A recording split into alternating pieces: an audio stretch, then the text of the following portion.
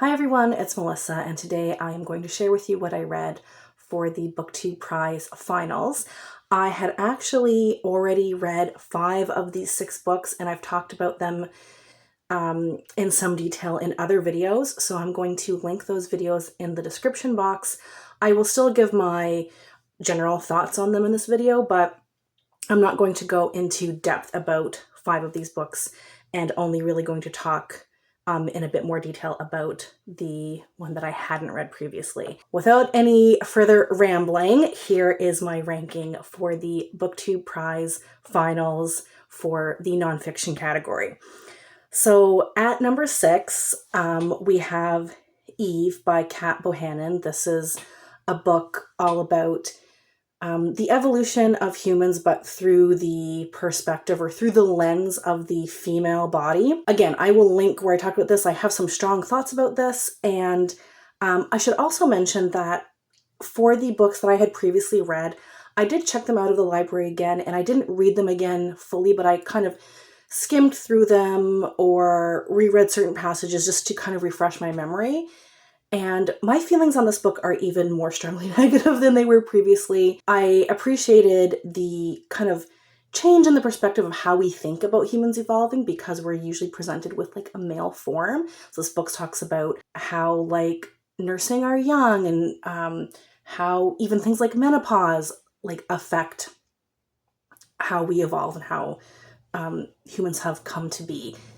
That I enjoyed. However, the author really does not understand the nuance of evolution and presents it in a way that frankly gives a lot of misinformation. I will stop talking about this here because I can feel a rant building up in me. So if you want my fuller thoughts, I will link again below where I talk about this. It's very compellingly written, and I think the author does a wonderful job in writing the book, but I think the information is very, very, very misleading.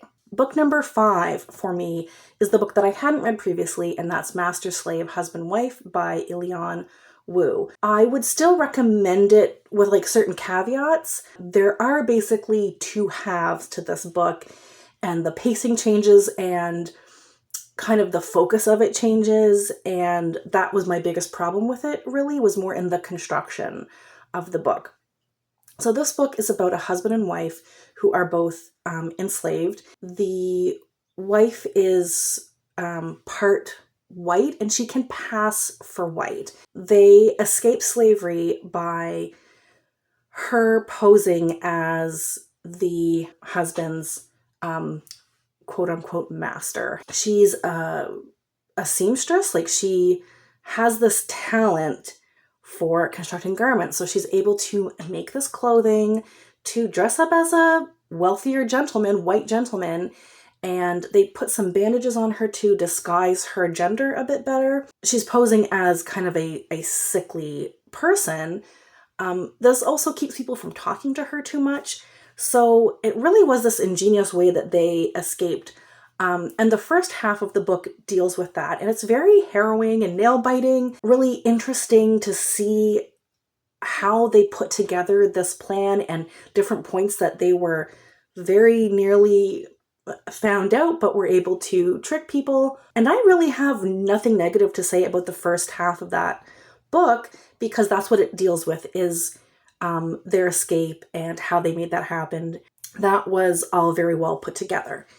My only problem was really with the second half of the book, and it's not to say that the second half was bad, but it just really deviates so much and so quickly from the first half that it's a bit jarring, and I don't think it's written in quite as compelling a way as the first half. In the second half of the book, while this husband and wife, whose names are escaping me, while they are obviously still part of the story and you're following them as free people now, and they start to become involved a little bit in like activism, and they go kind of on a little bit of like on the speech circuit kind of, and share their story. They're obviously still in the narrative of this book, but they don't really feel like the focus anymore. They're still talked about, but they almost feel more like a bit of a background to the focus of the second half. And it focuses more on other kind of key players in the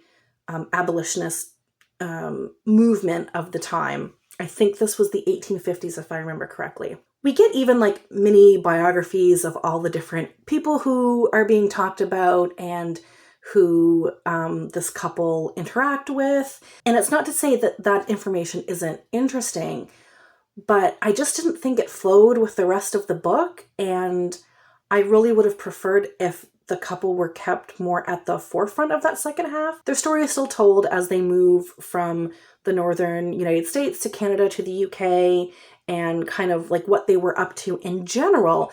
But I still feel like the focus kept getting shifted to all of these other people, and we were kind of losing sight of the couple that I thought should be more the center of the story. I suspect what happened is that not as much is known about their life past this point of when they escaped.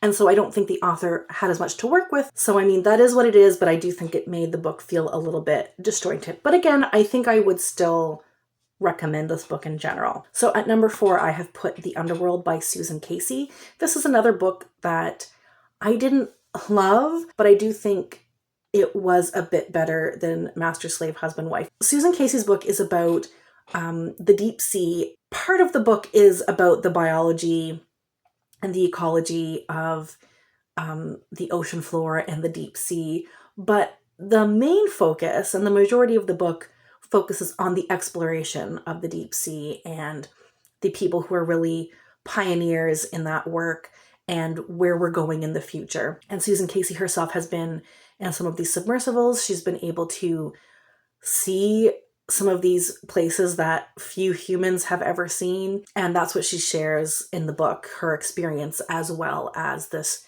general background information and a bit of like biography of these different explorers and scientists. Things that work the best are her enthusiasm. Like, you can just tell that Susan Casey loves this stuff. She is passionate about it, and that passion really shines through. What I didn't like about the book is it did feel kind of disjointed to me. I was often confused about where we were chronologically, because she would shift to past research and past exploration and then come back to her on a deep sea exploration dive, and then it would shift focus again. And so I was often confused where we were in time and what was happening and what we knew at that particular point in time. So I think, again, the construction of this book could have been better, but her love for the sea really is what pulls this book together. So that was number 4. Book number 3 is King, A Life by Jonathan Eig. This is a biography of Martin Luther King Jr. I tend not to gravitate towards straight up biographies. I much prefer memoirs or biography that is woven with other things. So the fact that I like this as much as I did, I think really is a testament to how well it is put together. I like that you get the background not just of Martin Luther King Jr. and his childhood, but also of his parents. And it really gives you a really great context for where he came from and why his parents raised him the way they did and how their lives informed his values and what he did with his life. I also think it really was a balanced approach. It talked about his strengths and his weaknesses and things that he did that were super important to the civil rights movement and places where he had missteps. So I think this was really well constructed, really well paced, really interesting, and especially if you like biographies more than I do, then I think you would really, really like this. Number 2, we have We Were Once a Family by Roxanna Asgarian. This is about the child welfare system in the United States, and it focuses on one particular case of 2 different Black sibling groups who were adopted by 2 white women, and they were killed basically when their adoptive mothers drew their minivan off of a cliff. And it's a terrible, terrible story. It is brilliantly told. I think there was a lot of care given to telling the story. It really shows about the corruption in the child welfare system with judges and like cronyism, and really shows like the racism and classism that are like the foundation of a lot of these terrible cases. The fact that these families were Black and poor probably played a much larger role than anything else, that none of these children were abused by their birth families. They were only abused after they were adopted. So I think it's a really important book because I think sometimes we can have a starry-eyed view of adoption, and I don't think this book is saying that adoption is wrong or bad, but it's just saying we need a better system for why we take children away from families and how we vet adoptive families and how the system works in every way, shape, or form. I could go on and on about this book. I absolutely loved it. I gave it 5 stars, but it's only my number 2. This other book that I put at number 1, I think was just so beautifully written that I couldn't give it to any other book. And that is How to Say Babylon by Safiya Sinclair. This is a book about her childhood in Jamaica. She was raised Rastafarian. You really get a sense of that religion, which I think most people know very, very little about. I knew very little about it. I think Jamaica just really jumps out at you through this book. You can smell it and taste it and hear it and see it. And this author is a poet. And I think the only caveat I would give to this memoir is if you're not into slightly more lyrical, poetic writing, you might not get along with it.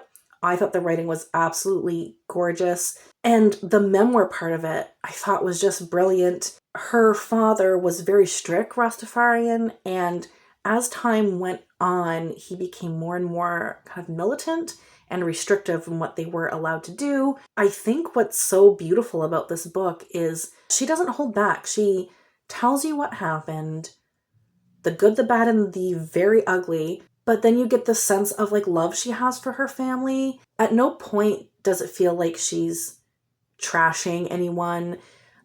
She's telling you exactly what happened. She's sharing some hard truths, but her love for her family just still shines through this book. It's a hard read, but there's a lot of good things through the book as well. And I couldn't give number 1 to any other book but this. It's one of my favorite books that I've read all year. Those are my rankings for the Booktube Prize Finals. If you have any thoughts to share about any of these books, please leave a comment down below. I'd love to have a chat with you. As always, thank you all so much for watching. We'll chat soon. Take care. Bye.